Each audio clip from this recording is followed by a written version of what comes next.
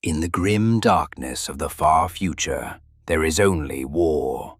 And someone has to make sure the warriors fighting it don't lose themselves to it. That job is worse than it sounds. Hey, I'm your brother from the Void, and this is Tales from the Void. Today's story comes from inside the Deathwatch, the Imperium's alien hunters, drawn from every chapter, thrown together in kill teams with brothers they've never met and traditions they don't share. And standing in the middle of all of it, one chaplain. Dravith Vale, son of a world of stone forests and perpetual twilight, a man who was given a skull helm not because he never questioned, but because he never stopped. This is not a story about killing xenos. It's about keeping the killers whole, about reading the silence between a warrior's words, about the brother who didn't speak for 43 days, and the chaplain who didn't hear what that silence meant until it was too late, and who has spent every day since making sure he never misses it again. It's quieter than you'd expect from Space Marines. It cuts deeper, too. Settle in. This is Tales from the Void. Let's begin. The first brother I lost in the Deathwatch died not from a xenos blade or a barbed alien round, but from silence. He was a son of Dawn, a warrior of the Crimson Battlement, and he had not spoken a single word in 43 days. Not to me, not to his kill team, not even in prayer.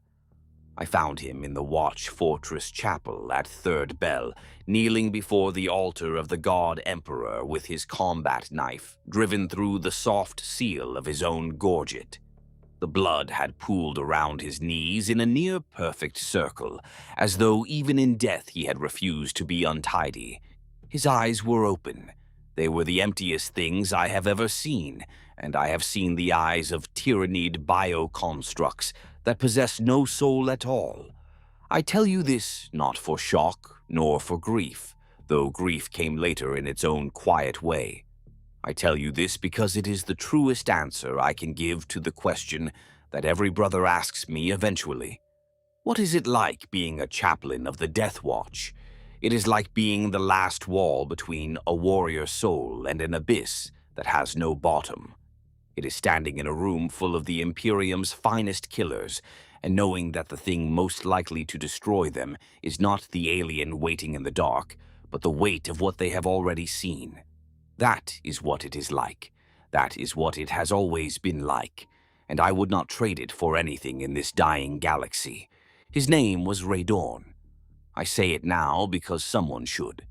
The official records list his death as a training accident, a designation that the Deathwatch applies to any fatality that cannot be attributed to enemy action without raising questions that no one in the command structure wishes to answer. I let the lie stand because the truth would have served no purpose except to wound the brothers who had served beside him, and a chaplain must sometimes choose between honesty and mercy. But I remember his name. I remember the silence that ate him from the inside out, the 43 days of nothing that I mistook for stoicism, when it was really the sound of a soul collapsing inward like a star that has burned through its last reserves of fuel. I carry that failure with me. It is the first weight on a chain that has grown very long and very heavy in the years since, and I would not set it down even if I could, because the weight is what keeps me vigilant. The weight is what makes me look for the signs, the silence, the withdrawal, the slow, quiet retreat from the living that precedes the final retreat from life. I missed it once. I will not miss it again. My name is Dravith Vale. I am a chaplain of the Long Vigil, sworn to the Deathwatch, and before that I was a son of Kythern Nox, a world you have almost certainly never heard of. I was forged in the shadow forests of that lightless place as a battle brother of the Hollow Shrikes, a chapter of the Adeptus Astar Tess, descended from the bloodline of Corvus Corax and the Raven Guard. We are a fourth founding chapter, old enough to have traditions that no one remembers the origin of. young enough that the greater Imperium has largely forgotten we exist. That suited us. The Hollow Shrikes have never been a chapter that sought glory or recognition. We hunted, we killed, we disappeared back into the dark. Our fortress monastery was carved into the petrified trunks of the Greywood, a forest of stone trees that stretched across the northern continent of Kythern Nox, like the ribcage of some ancient or laid open and left to calcify. The light on our world was perpetual twilight. The sun never fully rose, never fully set. It hung at the horizon in a band of deep amber and violet, and the shadows it cast were long and strange, and never quite still. We learned to fight in those shadows. We learned to think in them, and some of us, I think, learned to carry them inside ourselves long after we left that world behind. I was not always a chaplain. That is worth stating plainly, because there is a misconception among those who do not know our kind that chaplains are born to the role, that we emerge from our chapter's reclusium fully formed, burning with righteous certainty, never having doubted, never having questioned. That is a lie. Or perhaps it is a story that chaplains tell because it is easier than the truth. The truth is that I came to the reclusium because I asked too many questions, and my chapter master decided that if I was going to keep asking, I might as well do it in a capacity where the asking could serve some purpose. I was a tactical Marine for 6 decades, solid, competent, unremarkable. I followed orders. I killed the enemies of the Imperium. I performed the rites and recited the catechisms and did everything that was expected of a battle brother of the Hollow Shrikes. But I had a flaw, or what my sergeants considered a flaw.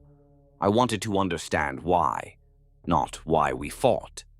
That answer was obvious. The Emperor demanded it, the galaxy required it, and the alternative was extinction. I understood that before my second heart had finished growing in the surgical cradle. No, what I wanted to understand was why we fought the way we did, why certain orders were given and others withheld, why we held this ground and abandoned that one, why the chaplain said the words he said before battle and not different words, why faith looked the way it looked and not some other way. These are dangerous questions in the Adeptus Astartes, not heretical, not quite, but dangerous nonetheless because they suggest a mind that is not fully surrendered, a will that retains the shape of its own curiosity even after the hypno-indoctrination and the psycho-conditioning and the decades of rigid discipline. My sergeants tolerated it. My captains noted it in their reports. And eventually, old reclusiarch Halveth Morn called me into his chambers and sat me down across from him and studied me the way a surgeon studies a growth he has not yet decided to remove. He was ancient, Halveth Morn. His skull helm was scratched and dented from centuries of war, and the skull beneath it was not much better. He had a voice like gravel being slowly crushed, and he used it sparingly, which meant that when he spoke, you listened with every fiber of your being, because you knew the silence would return soon enough, and you would be left alone with whatever he had said.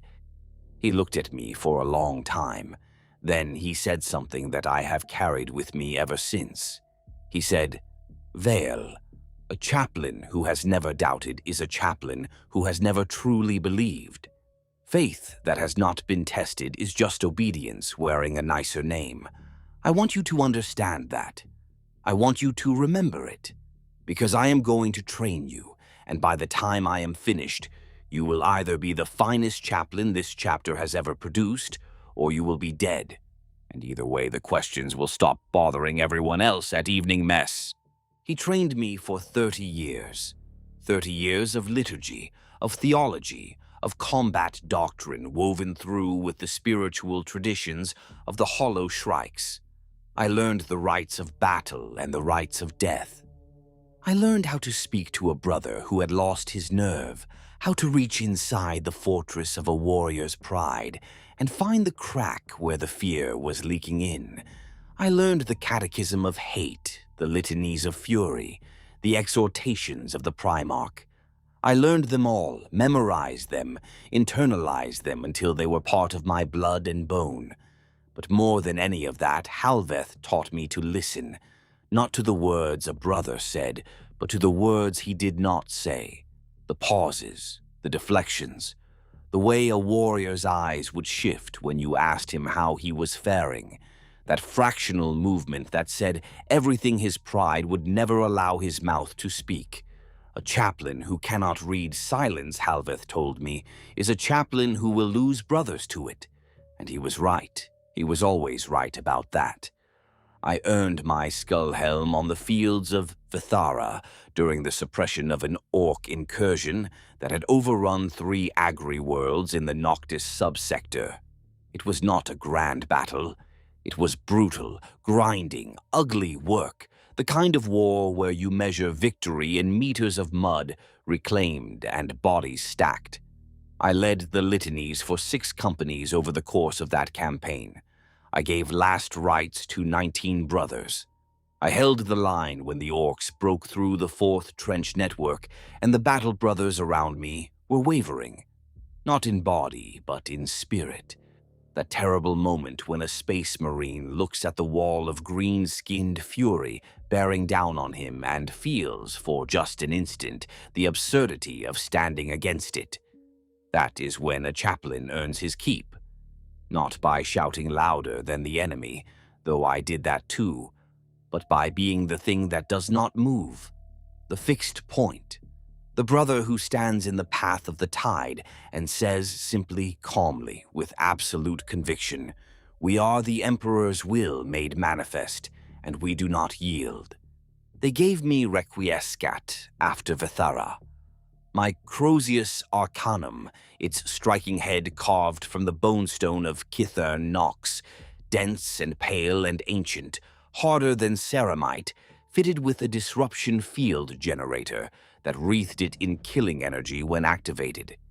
It was traditional among the hollow shrikes that a chaplain's Crozius be carved from the petrified wood of the grey wood, but mine was different. Mine was carved from a formation that the chapter's apothecaries had determined was not wood at all, but bone. The fossilized remains of some creature so vast and so old that it predated the colonization of our world by tens of thousands of years. No one knew what it had been. No one could say whether it was native to Kythern Nox or had fallen from the stars in some forgotten age. It did not matter. What mattered was the weight of it in my hand, the way it sang when it struck ceramite, the way it hummed against my palm during the litanies, as though it remembered being alive and missed it. I named it Requiescat because that is the word we speak over the dead, and a Crozius Arcanum is, in the end, a tool for making the dead. There is no contradiction in that. In the Imperium of Man, death and prayer have always been intimate companions. I served the Hollow Shrikes as chaplain for 112 years. I ministered to 5 companies across 9 campaigns. I buried brothers on worlds whose names I have forgotten and worlds whose names I carry like scars. I watched young warriors become veterans, and veterans become legends, and legends become names carved on the wall of recollection in the Greywood Fortress Monastery. I was good at what I did. Not the best, perhaps. Halveth Morn had been better, but I was good. I understood my brothers. I understood their fears and their furies, the specific textures of despair that each of them carried beneath their armor, like a second skin that no one else could see. I understood these things because I carried them too. A chaplain who pretends to be above fear is a chaplain who has forgotten what fear is for. Fear is the Emperor's gift to the mortal soul. It is the alarm that sounds when something precious is at risk. The trick is not to silence it, but to listen to it, understand it, and then act in spite of it. That is courage. That is faith. They are the same thing in the end. It was in my 112th year of service that the summons came. A sealed communique bearing the sigil of the Inquisition, specifically the Ordo Xenos, delivered by an astropathic relay so heavily encrypted that our chapter's communications adept spent 3 days decoding it before handing it to the chapter master with hands that trembled slightly. I was called to the chapter master's strategium. He was waiting for me with the decoded message on the hololithic display, and his face wore an expression I had not seen before. It took me a moment to identify it. It was relief. The message was simple. Chaplain Draveth Vale of the Hollow Shrikes was requested, by name, for secondment to the Deathwatch. The request carried the seal of Watch Commander Esrin Gael of Watch Fortress Talasan, and it was countersigned by an inquisitor whose name I was not permitted to see, requested by name. That was unusual. Typically, a chapter selects which brothers to send to the Deathwatch. The honor is bestowed from within, a recognition of a warrior's skill and dedication. To be requested by name from outside suggested that someone had been watching me, evaluating me, and had decided that I was what they needed. I did not find this flattering.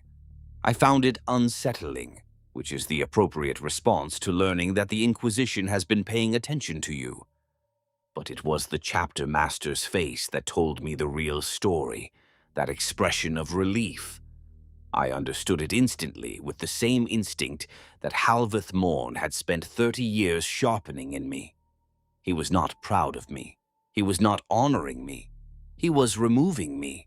Quietly, cleanly, with the full weight of inquisitorial authority to make it look like a distinction rather than an exile. I had spent 112 years asking questions, and the chapter master had decided that the Hollow Shrikes would be better served by a chaplain who provided answers instead. I do not blame him. A chapter is a machine of war, and machines function best when their components do not interrogate their own purpose. I was a component that had never stopped interrogating, and now I was being removed and installed somewhere else, somewhere where my particular malfunction might be useful. I accepted the secondment with grace. I knelt before the chapter master and spoke the words of departure that tradition demanded. I surrendered my company assignments, passed my pastoral records to Brother Chaplain Corvin, who would assume my duties, and spent one final night in the Greywood Chapel, kneeling on the cold stone floor with requiescat across my knees, praying to the Emperor for guidance. I will not pretend I received any. The Emperor, in my experience, does not speak in clear instructions. He speaks in the spaces between heartbeats, in the weight of a decision that feels right, even when it cannot be explained, in the quiet certainty that settles over you when you have committed to a path and there is no turning back. I felt that certainty as the shuttle lifted from Kythern Nox, and the twilight of my homeworld fell away beneath me. I was going to the Deathwatch. I was going to serve the Long Vigil, and whatever waited for me there, I would face it the way I had always faced everything, with my eyes open, my questions ready, and my Crozius in my hand. Watch Fortress Talasan was nothing like the Greywood, where my chapter's fortress monastery had been organic, grown from the living stone of Kythern Nox over millennia. Talasan was a thing of iron and void. It was an ancient orbital station, predating the Great Crusade according to some estimates, a vast wheel of adamantine and plasteel that hung in the empty space between two dead worlds in the tempestuous reach. From the outside, it looked like a crown discarded by some titanic king, its spokes radiating outward from a central hub that pulsed with the cold light of plasma reactors that had been burning since before the Horus Heresy. The interior was a labyrinth of corridors and chambers, armories and chapels, training halls and data vaults, all of it saturated with the accumulated weight of 10,000 years of war against the alien. The walls were lined with trophies, Tyrannid skulls the size of land raiders, orc weapons so crude they were almost sculptures. Aeldari spirit stones, each one a prison for a xenos soul, mounted behind stasis fields and inscribed with litanies of hate. And everywhere, the names of the dead, carved into every surface, etched into every bulkhead, a record of sacrifice so vast that it would take a lifetime to read. I arrived alone, as is tradition. A Deathwatch Chaplain does not bring an entourage. He brings himself, his Crozius, his Rosarius, and his faith. And if those are not enough, then nothing will be. The dock was cold and silent. A single serf waited to guide me through the labyrinth to the central hub, where Watch Commander Esrin Gael kept his strategium. The serf did not speak. He walked ahead of me through corridors that hummed with the deep vibration of the station's ancient systems, past sealed doors marked with the sigils of kill teams long since disbanded, past armories where the specialized ammunition of the Deathwatch waited in ranked rows, each bolt and shell consecrated and marked with the xenos species it was designed to kill. Kraken bolts for piercing tyrannid chitin, hellfire rounds packed with mutagenic acid for dissolving organic targets from the inside, vengeance rounds tipped with unstable power cores for breaching Necron living metal, each one a prayer cast in ceramite and explosive compound.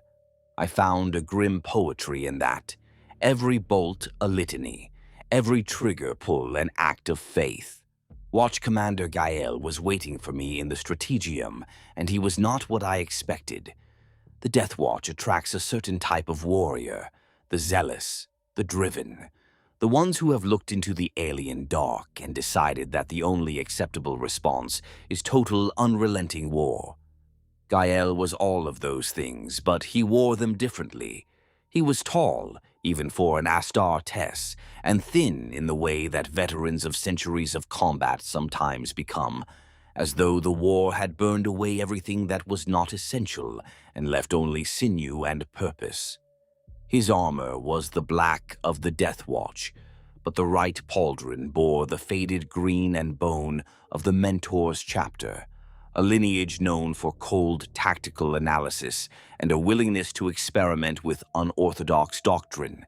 His face was mapped with scars, and his eyes were the flat gray of a winter sky, and they studied me with an intensity that I recognized immediately. He was reading me the way I read others. He was looking for the cracks. "Welcome to Talasan, Chaplain," he said. His voice was measured, precise, each word placed with the care of a man who had learned that careless speech could be as dangerous as a careless blade. "I have been watching your career for some time. The Hollow Shrikes do not produce many chaplains of note, but the ones they do produce tend to be interesting. You are interesting, Vale. That is why you are here." I did not ask him what he meant by interesting. I did not need to. I already knew. He had read the same reports my chapter master had read, the questions, the probing, the refusal to accept that because a thing had always been done a certain way, it must always be done that way. In the Hollow Shrikes, that made me a problem. In the Deathwatch, apparently, it made me an asset. The Long Vigil, Gael told me, is not a place for rigid minds. It is a place where the certainties of chapter life are stripped away and replaced with something harder, something that bends without breaking. You will be ministering to brothers from 100 different chapters, each with their own traditions, their own legends, their own understanding of what the Emperor demands of them. If you try to impose a single orthodoxy on them, you will fail. If you try to be a neutral party, they will see through you in an instant and dismiss you as irrelevant. You must be something else entirely. He paused, and for the first time something that might have been amusement flickered across his scarred features. You must be the question they did not know they needed to answer. I understood.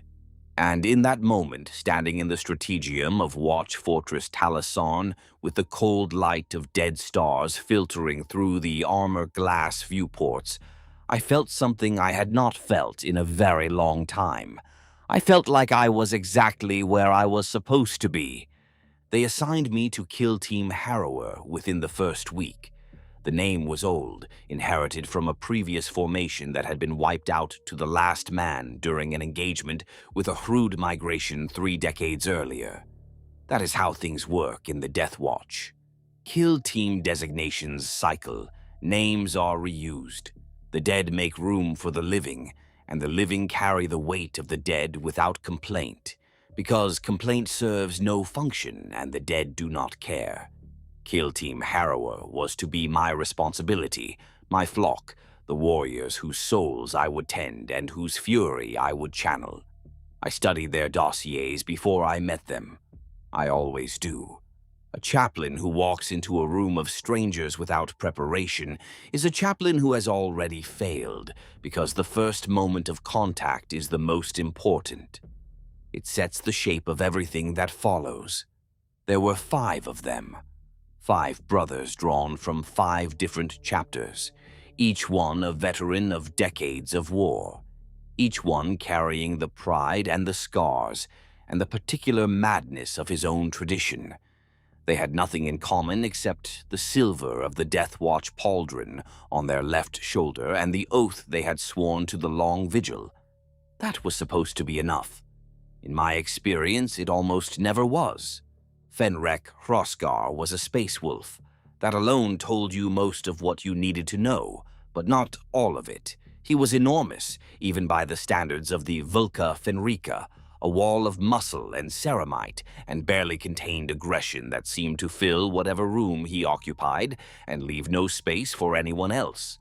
His canines were long and sharp and prominently displayed, and he spoke with the rolling cadence of Fenris, every sentence a saga in miniature, every observation delivered as though it were being performed for an audience of skalds. He was loud, he was profane. He drank amesek in quantities that would have killed a baseline human and merely made him philosophical. And beneath all of that noise and fury, he was lonely. I saw it the moment I met him. It was there in the way his laughter came a fraction of a second too late, the way his boasts circled back to the same stories again and again, the way his eyes went flat and distant when the hall emptied and there was no one left to perform for. He missed his pack. He missed the great hall and the howling of the Fenrisian wind and the brotherhood of warriors who understood him without explanation. The Deathwatch had taken him from all of that and placed him among strangers, and he was coping the only way he knew how, by being so aggressively, overwhelmingly himself that no one could see the absence underneath. I noted in those early days that he never spoke of individual packmates by name. He spoke of the pack in the collective, as a thing, a force, an abstraction. He would not name the brothers he had left behind. A man who will not name the thing he loves is a man who fears that naming it will make the loss real. Kedmon Sithek was his opposite in almost every respect. A son of the Void Templars, a Black Templar successor, chapter that had taken their progenitor's zealotry and refined it into something colder, more surgical, more absolute. Where Fenrek was noise, Kedmon was silence. Where Fenrek fought like a storm, Kedmon fought like a scalpel. He was precise in everything. His armor was maintained to a standard that bordered on obsessive, every seal checked, every bolt tightened, every surface polished to a mirror shine. He prayed for exactly 2 hours at dawn and exactly 2 hours at dusk, and the prayers he spoke were from a catechism so old and so arcane that even I, with my decades of theological training, could only partially follow them. He did not drink. He did not laugh. He did not engage in the casual fraternity that most Astartes use to bond with their brothers. He was a blade, and a blade does not socialize with the sheath. I respected him immediately. I also recognized with the instinct that Halveth Morn had beaten into me over 30 years that his rigidity was not strength. It was armor. Beneath it was a man who was terrified of what would happen if he ever allowed himself to bend, because he believed, with a convert's absolute conviction, that bending and breaking were the same thing. There was a tremor in his faith. Not doubt, exactly. Something worse. The fear that doubt might come, and the knowledge that he had no contingency for it. I have seen this in the most devout warriors, the ones who build their entire identity on a foundation of certainty. They do not fear the enemy. They fear the question that the enemy represents. What if my faith is not enough? What if the wall I have built is not a wall at all, but a dam, and behind it is everything I have been refusing to feel? Then there was Illithane. No surname, no chapter honorific, no genealogical chain linking him to his primogenitors. Just Illithane. He was a dark angel, and that explained the mystery and the silence, and the way his eyes never quite settled on anything for longer than a heartbeat. The Sons of the Lion are secretive by nature and by training. Their chapter culture built on layers of hidden knowledge that make the Inquisition look transparent by comparison. But Illithane took it further than most. He was a shadow wrapped in shadows, a brother who could stand in a room full of warriors and somehow not be there. He spoke rarely, and when he did, his words were chosen with a precision that went beyond mere carefulness into something that felt almost defensive, as though every sentence had been vetted by some internal censor before being released. He was a superb warrior. His blade work was elegant, economical, lethal. He moved with the fluid grace of a predator that had spent centuries perfecting the art of the kill, and he was hiding something. I knew it the moment I saw him. There was a weight behind his eyes that had nothing to do with the Long Vigil and everything to do with whatever secret business the Dark Angels perpetually conducted beneath the surface of their service. What struck me most, though, was not the secret itself, but the way it had hollowed him. He was a vessel built around a mission, and if you removed the mission, I was not certain there would be anything left. That is a particular kind of fear, the fear that you have given so much of yourself to a purpose that the self has been consumed, and what remains is just the shape of a man going through the motions of a life that is no longer his own. Grail Torvund was the heart of the kill team, though he would have denied it with his characteristic gruff humility. He was a brother of the Ashen Drakes, a salamander's successor, chapter from the volcanic world of Keldroth Primus, and he carried his Primarch's legacy in every fiber of his being. He was kind, in the grim darkness of the far future, where kindness is treated as weakness and compassion is a liability. Grail Torvund was kind, and he made no apology for it. He was the one who remembered that the serfs had names. He was the one who checked on wounded brothers after combat, not with the clinical detachment of an apothecary, but with the genuine concern of a man who understood that pain was pain, regardless of whether you had been engineered to endure it. His skin was dark, coal-black, like all the sons of Nocturne's genetic legacy, and his eyes burned with a low amber light that seemed to pulse brighter when his emotions were stirred. He was a devastator by training, a heavy weapons specialist who favored the multi-melta with the easy familiarity of a craftsman who has spent decades mastering a single tool. He was also, I would learn, the bravest man I have ever known, and I do not use that word lightly. Courage is not the absence of fear. Courage is kindness maintained in the face of horror. By that measure, Grail Torvund was the most courageous warrior I have ever served beside. But his courage carried a shadow. I saw it in the way he hesitated just for a heartbeat before firing into crowds of cultists or xenos thralls who had once been human. He was afraid of the moment when compassion and duty would pull in opposite directions with equal force, and he would be forced to choose. Every warrior who cares too deeply carries that fear. The fear that the universe will one day present you with a situation where being good and being right are not the same thing. The last was Kelvoth. Just Kelvoth, though whether that was a given name or a designation, I was never certain. He was a brother of the calcified and Iron Hand's successor, chapter whose devotion to augmetic enhancement had pushed them to the bleeding edge of what could still be called human. Kelvoth was more machine than flesh. His arms were fully mechanical, dense constructions of plasteel and fiber bundle that could crush ceramite with the slow, implacable pressure of a hydraulic press. His jaw was augmetic, a cage of metal that gave his face a skull-like quality even without the traditional death mask of a chaplain. One eye was original, a cold blue that watched you with the flat evaluation of a targeting array. The other was a multi-spectrum augmetic that glowed a faint, constant red, like an ember that refused to die. He spoke in a monotone. He expressed emotion rarely and reluctantly, as though each feeling had to be approved by a committee of logic engines before it was permitted to reach his face. He was brilliant. His tactical analysis was flawless. His understanding of xenos physiology encyclopedic. His ability to identify weaknesses in alien technology almost preternatural. And he frightened me.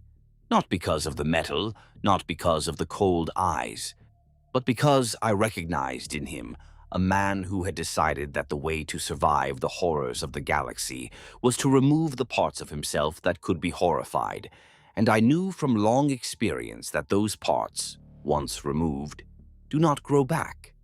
What I could not yet see, what would not become apparent until much later, was the reason. There was a wound beneath the metal. Not a physical wound, something older, deeper, a memory or an experience so devastating that Kelvoth had decided the only rational response was to dismantle the apparatus that had made him vulnerable to it in the first place. The augmetics were not enhancements. They were amputations. He was cutting away his own humanity, piece by piece, and calling it improvement. These were my brothers. These were the warriors whose souls the Deathwatch had placed in my keeping. A wolf who performed loneliness as comedy, a Templar who mistook rigidity for faith, a shadow who had forgotten his own shape, a gentle giant waiting for the moment when gentleness would not be enough, and a man who was slowly, methodically, turning himself into the machine he wished he already was. I loved them all, immediately and completely, in the way that only a chaplain can love the warriors he is sworn to shepherd. Not with sentimentality, not with softness, with the hard, clear-eyed love of a man who sees exactly what his brothers are, including the parts they wish he could not see, and chooses to stand beside them anyway. Our first gathering was in the kill team's designated arming chamber, a vaulted room deep in the central hub of Talasan, where the specialized war gear of the Deathwatch was stored and maintained. It was tradition that a new kill team's chaplain lead the first invocation, the prayer of binding that marked the formal beginning of their service together. I had prepared extensively. I had studied each brother's chapter traditions, memorized the relevant catechisms and battle hymns, identified the theological touchstones that would resonate with each of them individually. But when I stood before them, with Requiescat in my hand and the weight of their expectations pressing against me like a physical force, I set all of that aside. I looked at them. I let them look at me. And then I asked them a question. "Tell me," I said, "what you are afraid of, not what you are supposed to fear. Not the enemies of the Imperium, not the wrath of the Emperor, not failure or dishonor, or any of the approved fears that we are permitted to carry.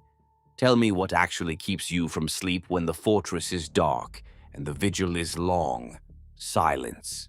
The kind of silence that has weight and texture, that presses against the walls and fills the space between bodies like something solid." Fenrek stared at me as though I had grown a second head. Kaidmon's face locked into an expression of rigid disapproval that might have been carved from stone. Illithane's eyes flickered just once, with something that might have been interest or might have been alarm. Grael looked at the floor, and Kelvoth, to my surprise, tilted his augmetic head and regarded me with what I could only describe as curiosity, a faint recalibration of his targeting eye that suggested my question had registered as something unexpected in his carefully ordered world. No one answered. I had not expected them to. Not yet. The question was not designed to produce an answer. It was designed to crack the shell, to put a fissure in the armor of formality and chapter pride that each of them was wearing like a second skin. I needed them to know, from the very first moment, that I was not the kind of chaplain who dealt in easy assurances and comfortable liturgies. I was the kind who asked the questions that hurt, because the wound that heals properly is the wound that was cleaned first, and cleaning hurts. Always. Very well, I said. I did not smile. A skullhelm does not smile, which is one of the many reasons I have always found it useful. You do not need to answer now, but you will answer. Not with words, necessarily. The galaxy will answer for you. It always does. Every mission you undertake, every horror you face, every decision you make in the space between one heartbeat and the next, that is your answer. I will be watching, not to judge you, to understand you, because understanding is the only weapon I have that is worth a damn against the thing that killed Brother Radorn, and I will not lose another brother to an enemy I could have fought if I had only been paying attention. The name landed. I saw it in each of them, a fractional shift, a tightening. They did not know Radorn, but they knew what the name meant, because every warrior in the Deathwatch knew, even if no one spoke of it openly. The silent ones, the brothers who stopped talking, stopped eating, stopped praying, stopped being present in any meaningful sense long before they stopped existing. Every kill team had lost someone to that particular darkness, or knew a kill team that had. The name was a key, and it unlocked something in each of them. Not trust, not yet, but attention. And attention for a chaplain is the beginning of everything. I raised Requiescat and began the litany of the Long Vigil, the formal invocation that bound us together as Kill Team Harrower. The words were old, older than the Deathwatch itself, according to some scholars, and they carried a gravity that even Fenrek felt, his restless energy stilling as the cadence of the litany filled the arming chamber and wrapped around us like a shroud. We are the watchers in the dark. We are the blade that strikes unseen.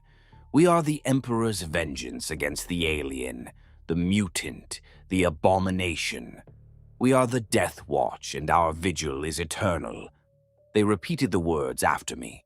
5 voices, each one carrying the accent and inflection of a different world, a different tradition, a different understanding of what those words meant. It was discordant, it was imperfect. It was, in its own rough way, beautiful, because it was honest. These were not brothers who had grown up together, who shared a common history and a common faith. These were strangers, bound by an oath and a shared enemy, and the sincerity of their voices as they spoke, the words of the vigil told me that despite their differences, despite the walls they had built around themselves, they meant it. Every word. That was enough. For now, that was enough. Our first deployment came 11 days later, and it came with a detail that I did not think significant at the time, but that would, in retrospect, mark the beginning of a pattern I should have recognized much sooner. Watch Commander Gael briefed us personally. That was unusual.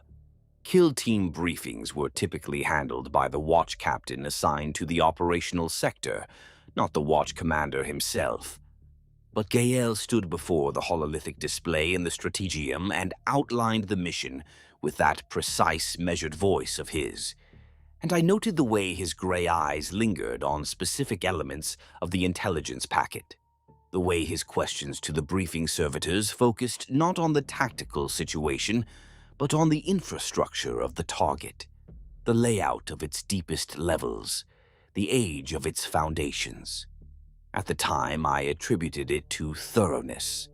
The Mentor's chapter was known for leaving nothing to chance. Now I know better. He was looking for something. He had been looking for something on every world to which he sent us, and he was using Kill Team Harrower as his retrieval instrument without our knowledge or consent. The target was Hive World Prathis Secundus, a teeming vertical city of 40 billion souls crammed into 6 continent-spanning hive clusters in the Veneratus subsector.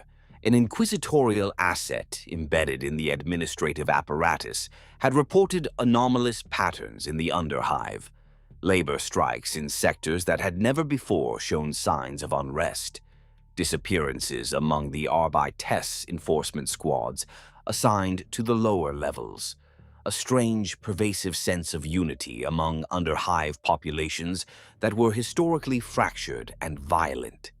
And most troubling, a new religious movement spreading through the deepest warrens, a cult that worshipped what it called the Star-born Deliverer, a messianic figure that promised liberation from the misery of hive existence through the arrival of a great host from beyond the stars, a genes-stealer cult, the insidious xenos infection that burrows into the fabric of human civilization like a parasite into living flesh, corrupting from within, turning loyalty to treachery and faith to blasphemy over the course of generations.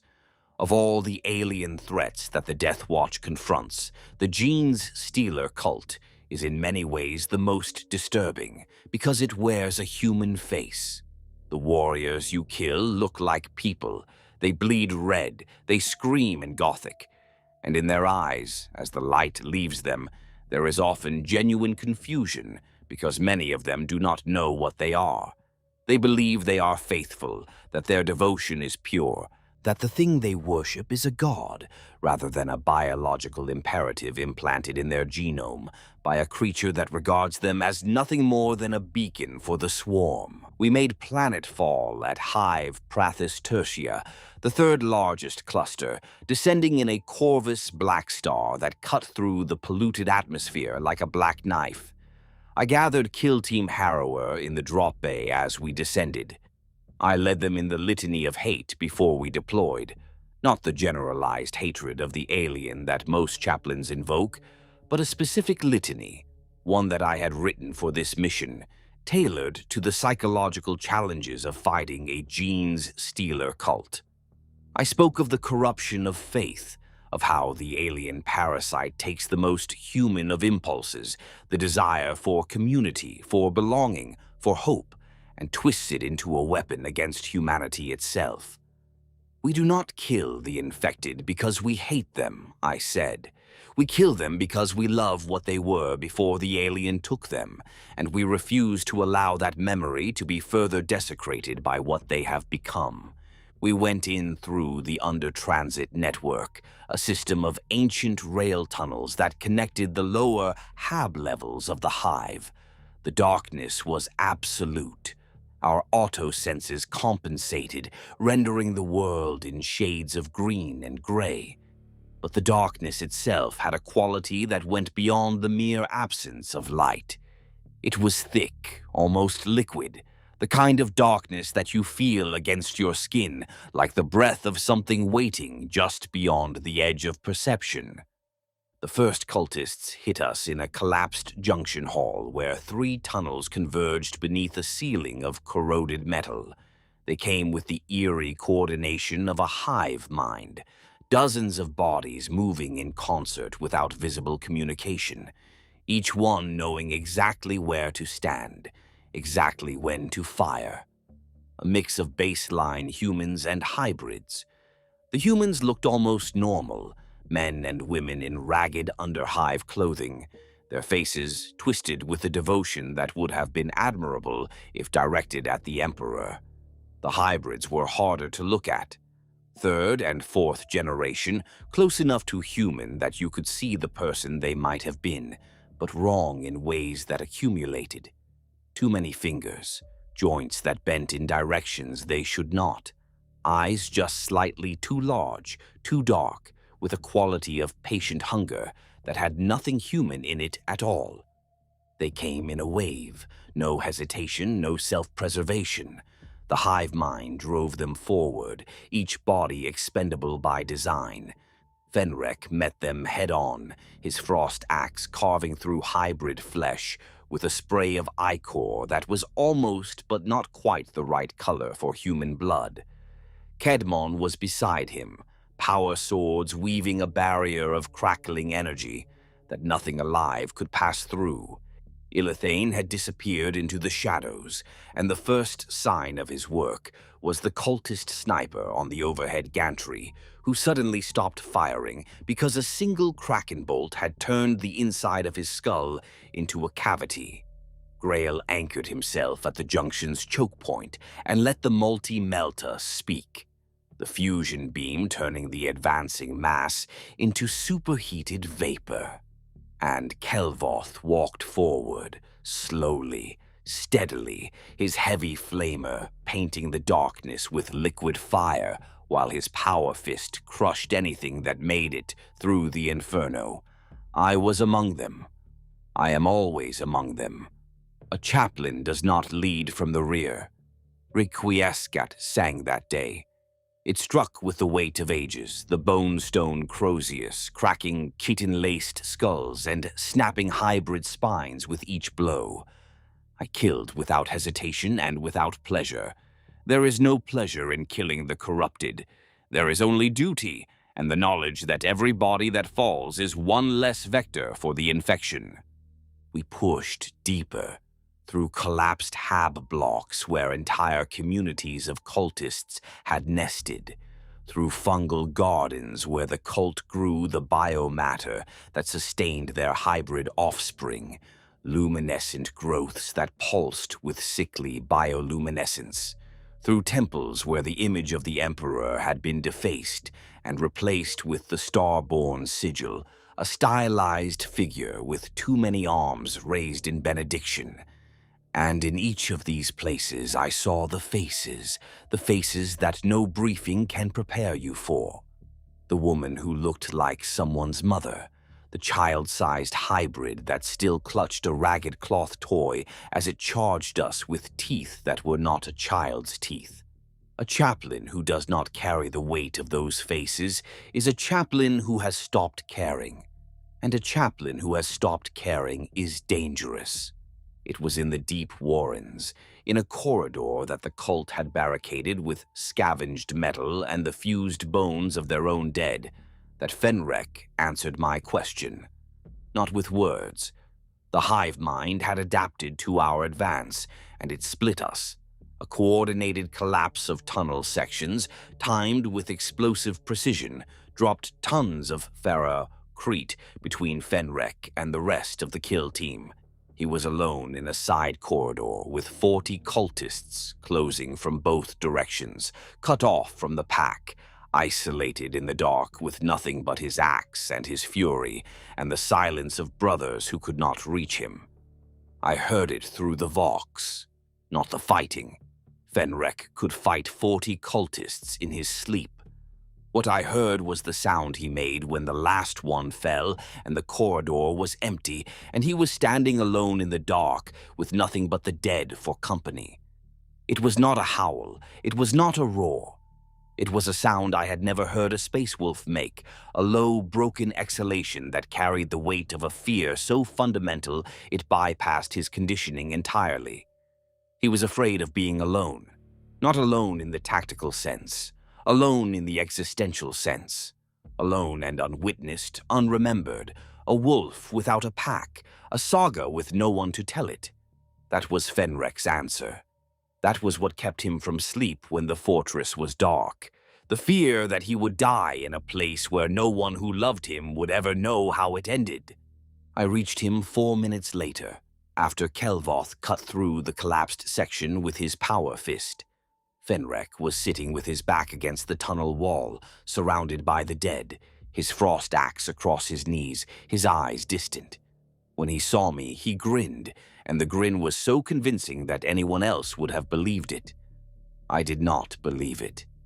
I sat down beside him in the dark, in the silence among the dead, and I did not say a word. I did not need to. He knew that I had heard. He knew that I understood. And when we rose and continued deeper into the hive, he walked closer to the rest of the kill team than he had before, and he did not step more than 3 paces from a brother's side for the remainder of the mission.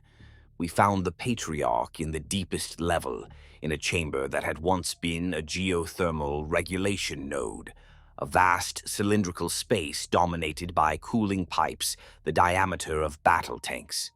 It was enormous, a pure strain genes stealer that had fed and grown and mutated over generations, its chitin darkened to a mottled blue-black, its claws extended to the length of power swords, its eyes burning with a psychic intensity that hit us like a physical blow.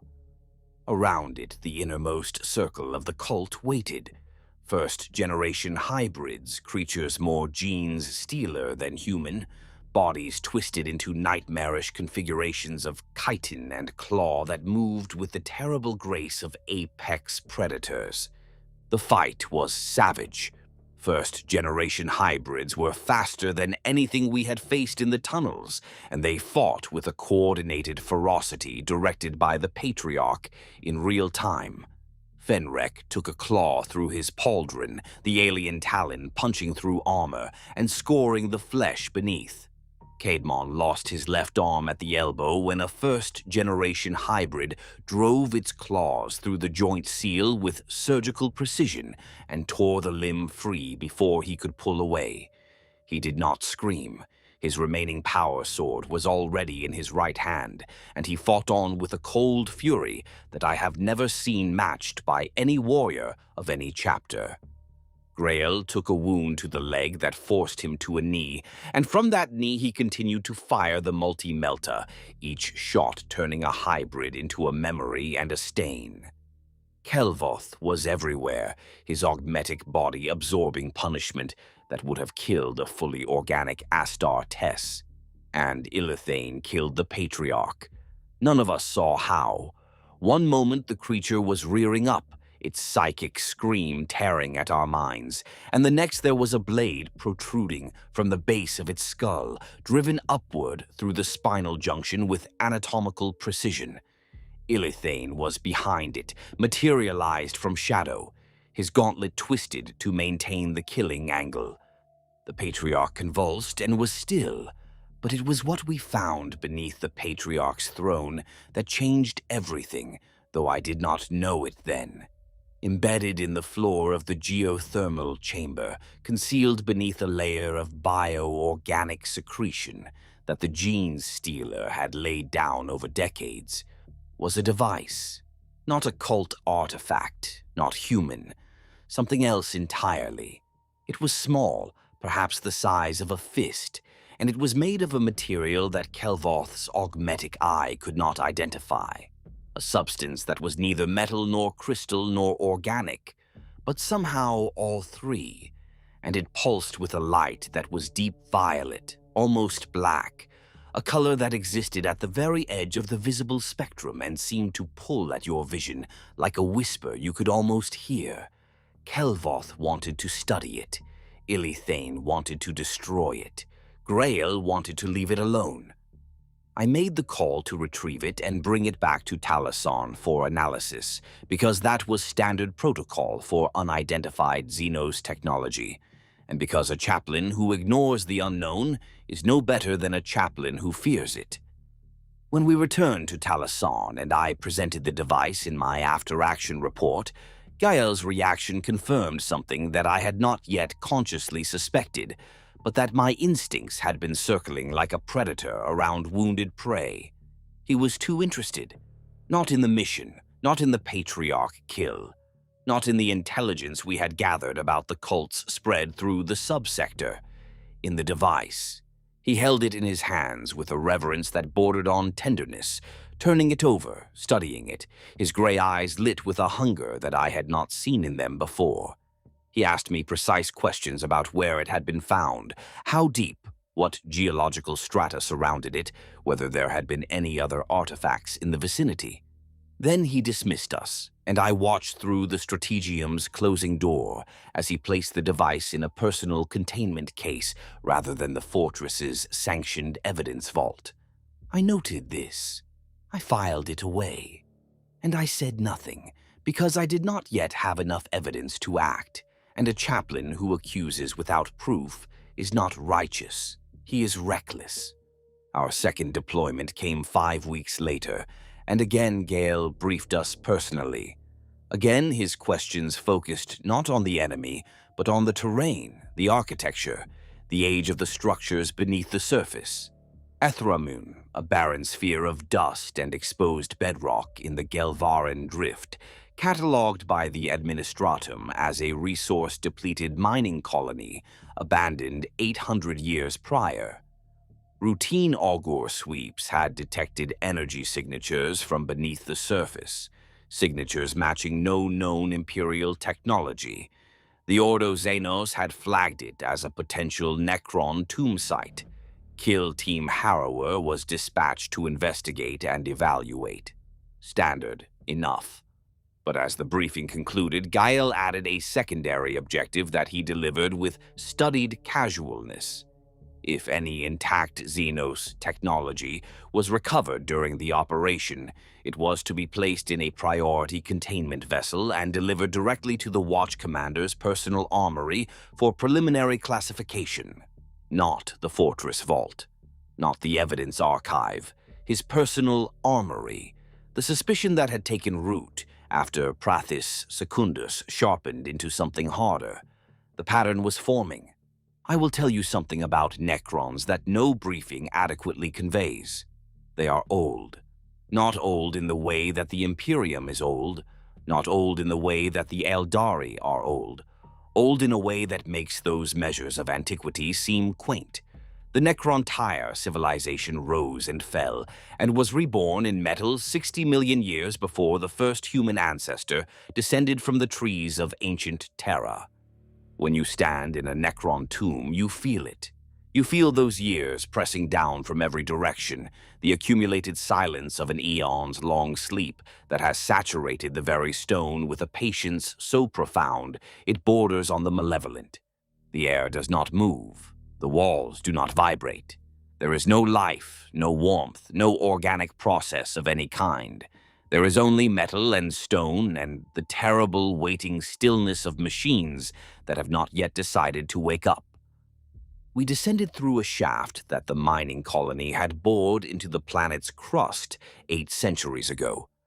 The walls were lined with necrodermis, the self-repairing alloy that forms the bodies of the Necron legions. It was warm to the touch. Not the warmth of life, but the warmth of a machine that is running, cycling, processing. The tomb was waking. We found the first chamber 300 meters below the surface, a cathedral of metal and stone that stretched beyond our autosenses, its ceiling lost in darkness, its floor covered in geometric patterns that seemed to shift and rearrange themselves at the edge of vision. Ranks of alcoves lined the walls, each containing a skeletal figure of silver-green metal, humanoid but wrong in proportion, limbs too long, skulls too angular, eye sockets dark and empty and waiting.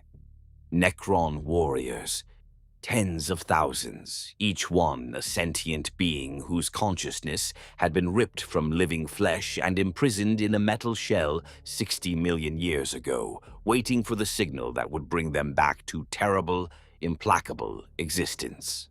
Deep in the tomb, far below the warrior ranks, something was stirring, a vibration so low it was almost subsonic, a pulse that came at irregular intervals like the heartbeat of something that had forgotten the rhythm of life and was relearning it.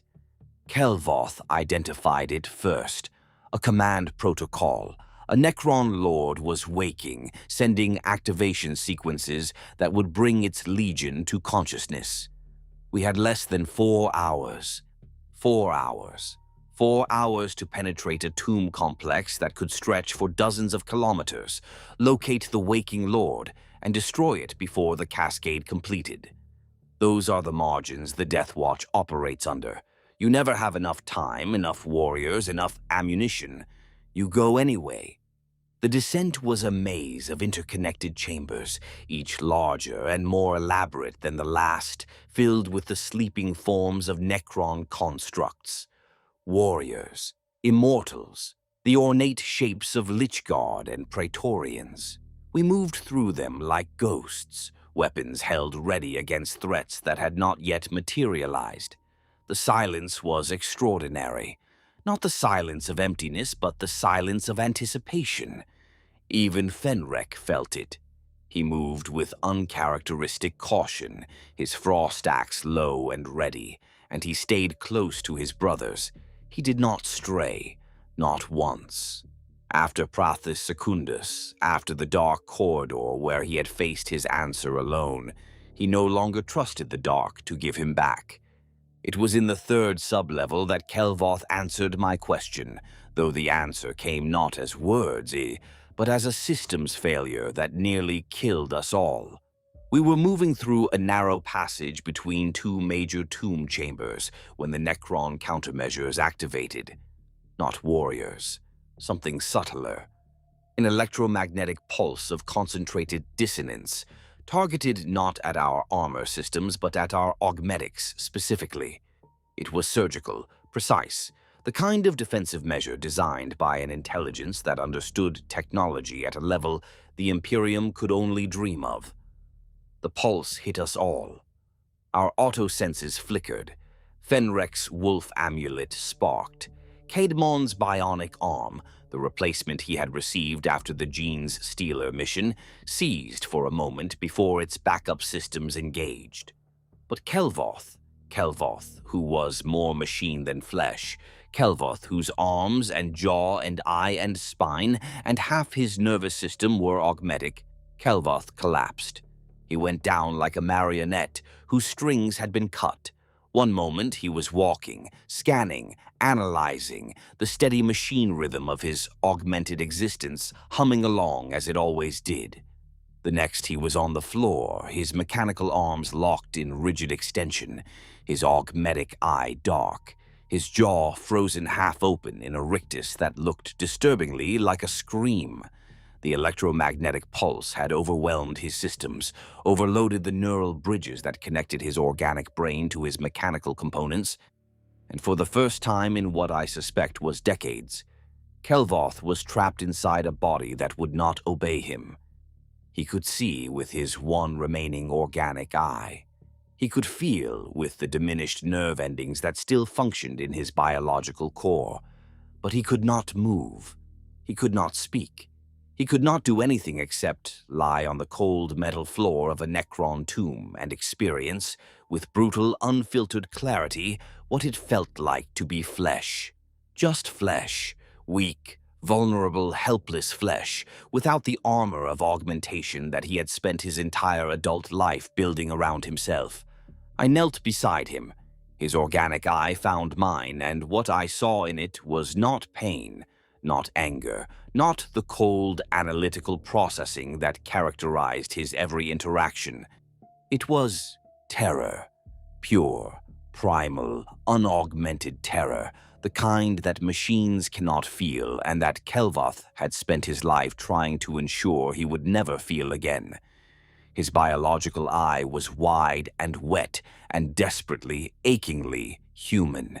And in that moment, I understood everything about him.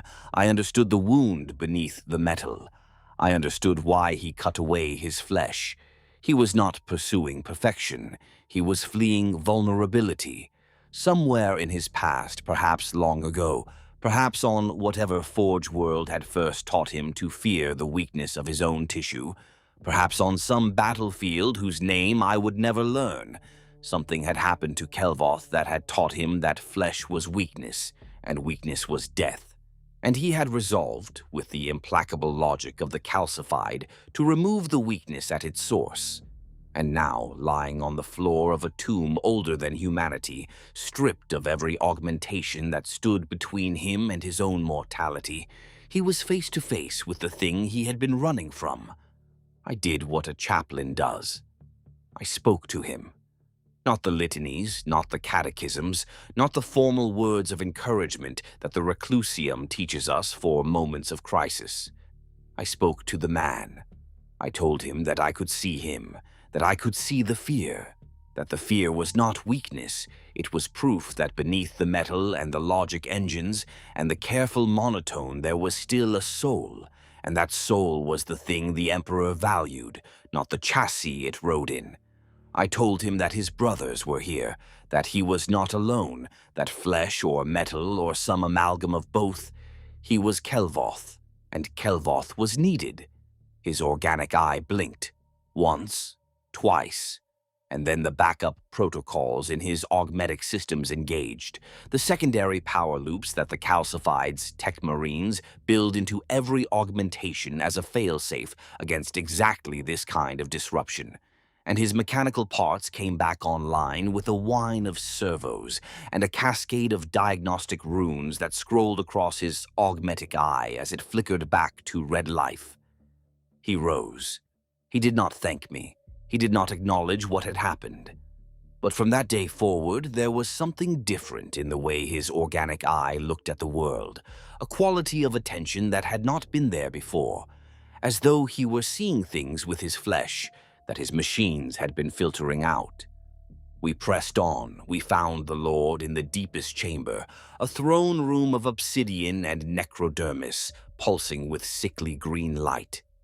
It was half awake, its skeletal form twitching on its command throne as ancient systems fought to restore full function. Its eyes flickered, green fire sparking and dying and sparking again. Around it, Lichguard were stirring in their alcoves, war scythes beginning to glow. The fight was the most brutal of my service. The Lichguard came online in staggered sequence, each one stepping from its alcove with measured mechanical precision.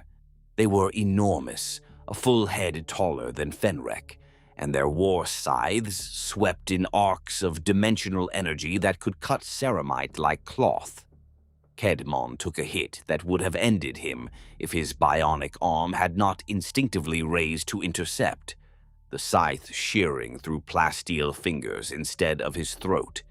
He lost the hand but kept his life, and he fought on with the stump sparking and his remaining blade moving with a fury that transcended technique. But then a Lichguard struck Requiescat from my grip. The bone-stone Crozius skittered across the obsidian floor and came to rest at Cadmon's feet, and what happened next is something I will never forget. He froze. Not from cowardice, not from indecision. He froze because his catechism, the rigid structure of prescribed responses that governed every moment of his existence, had no entry for what was happening around him. Machines older than the Emperor were killing his brothers, and the litanies he was whispering between sword strokes were falling into a void that did not care about them. I saw the moment his faith cracked. It was visible, physical, a shudder that ran through his body from his shoulders to his boots, as though the architecture of certainty that held him upright had suffered a structural failure. For 3 seconds, Caedmon Sethek stood motionless in the middle of a fight that was killing us. And in those 3 seconds, I saw the thing he feared more than any xenos in the galaxy. The silence on the other side of prayer. The possibility that the words he had built his entire identity upon were just words, and that the universe they addressed was not listening. Then he picked up Requiescat, not with his hand, with the ruined stump of his bionic arm, the exposed servos and torn hydraulic bundles still sparking from the Lichguard's blow. He jammed the shaft of my Crozius Arcanum into the wreckage of his mechanical forearm, and the damaged servos clamped down on it with a grinding, desperate grip that was never designed for this purpose, but that held nonetheless, because the machine did not know it was broken, and the man driving it refused to care. He swung it at the nearest lich guard with a scream that was not a litany, not a catechism, not any word from any doctrine he had ever been taught. It was just a sound, raw, human, unscripted, and the blow landed with the full force of a void Templar who had discovered in the worst moment of his life that faith was not the wall he had built, but the decision to stand up after the wall came down. He fought with Requiescat locked in his shattered bionics and his power sword in his good hand until I recovered my weapon, and he did not speak a word of his catechism for the rest of the engagement. He did not need to. He had found something beneath the doctrine that the doctrine had been trying to describe all along, and it did not require words. I made the call to withdraw to a choke point. Fenrek roared in protest, but fell back when I told him calmly that purposeless sacrifice was not glory, but vanity. At the choke point, Grail and Kelvoth held the corridor, the multi-melta and heavy flamer creating a kill zone, and I went forward alone, through the carnage, back to the throne room, Requiescat in my hand and the litany of hate on my lips. The Lord saw me coming. It rose with the grinding inevitability of a glacier calving, and it spoke in frequencies my bones understood. It was angry, with the cold absolute anger of a thing disturbed in its rest. Fighting a Necron Lord in single combat is like fighting a natural disaster. There is no technique to counter, no weakness to find, only force, implacable and ancient. The Lord's staff moved with a speed my enhanced reflexes could barely track. Requiescat met it once, twice, 3 times, each impact sending shockwaves through my arms. The bone stone held, but I was being driven back, and I knew with cold certainty that I could not win this fight alone. What saved me was Illithane. The Dark Angel appeared from nowhere carrying a device that pulsed with blue-white light that was distinctly not Imperial. He threw it at the Lord's feet, and the world stopped. An electromagnetic pulse of such intensity that every Necron system within 50 meters simply ceased. The Lich Guard froze. The Lord's staff went dark. The fires in its eyes died. And in that moment of imposed silence, I swung Requiescat with every fiber of my strength and struck the Lord's skull with a blow that shattered the necrodermis like ancient porcelain, driving the bone-stone head of my Crozius through metal that had endured for 60 million years. The Lord fell. The activation cascade reversed, the command protocols dying with the commander, systems powering down in a descending sequence that rippled through the tomb. The Lich Guard went still. The warriors settled back into dormancy. The tomb returned to cold, patient sleep. But again, it was what we found in the aftermath that mattered most to the story I am telling you now. Embedded in the Lord's command throne, woven into its circuitry like a jewel in a crown, was a shard of phase crystal, a fragment of Necron technology that Kelvoth identified as a component of a dolmen gate, the interdimensional portals that the Necrons use to breach the boundaries between real space and the webway. It was small enough to hold in one hand, and it radiated a cold that had nothing to do with temperature and everything to do with the fundamental wrongness of an object that existed partially outside the normal dimensions of space. I retrieved it as per Gael's standing orders. Priority containment, direct delivery to the Watch Commander's personal armory. 2 artifacts, 2 missions, 2 objects of alien origin, each recovered from the deepest level of an enemy stronghold, each delivered not to the fortress's sanctioned vault, but to Gael's private collection.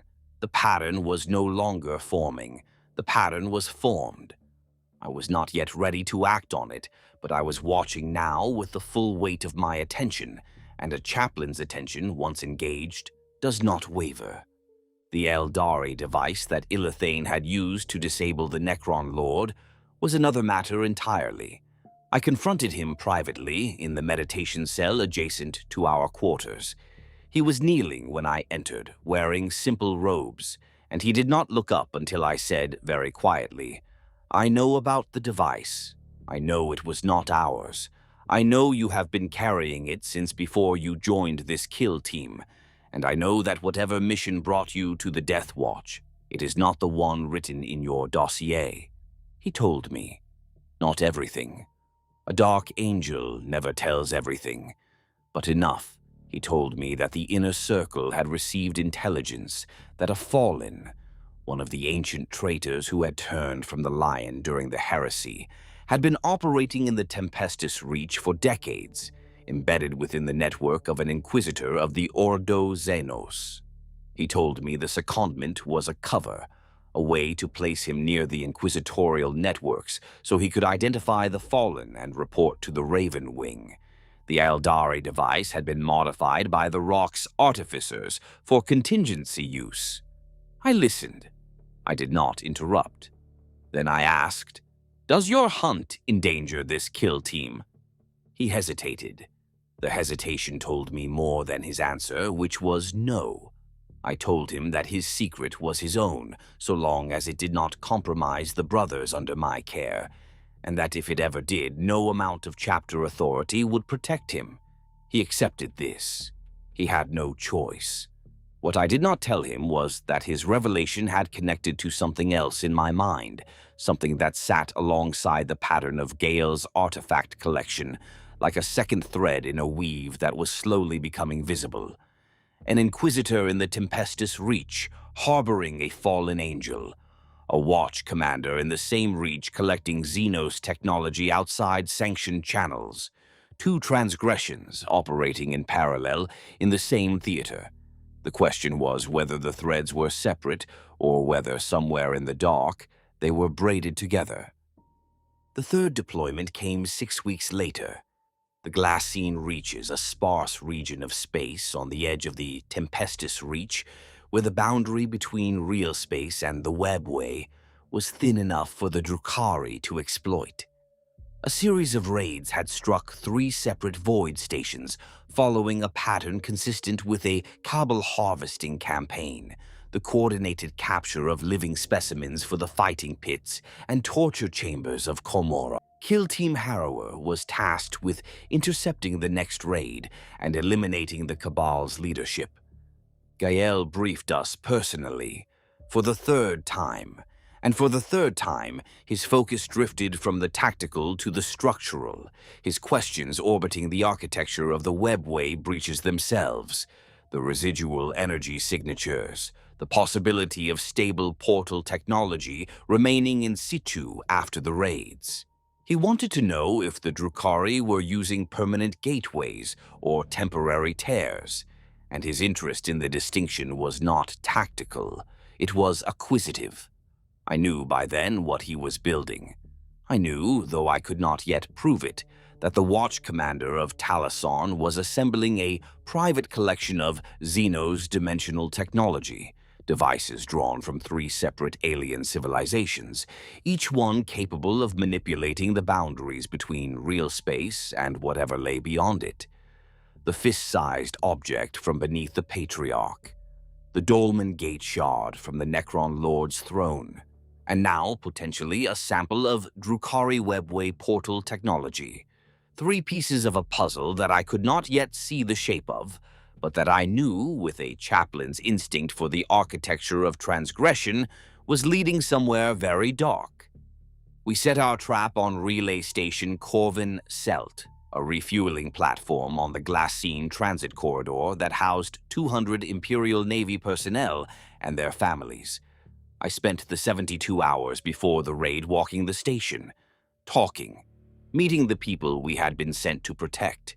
Navy ratings and their spouses and their children, ordinary Imperial citizens living ordinary lives in a metal box floating in the void, unaware that the galaxy contained horrors that would soon come knocking.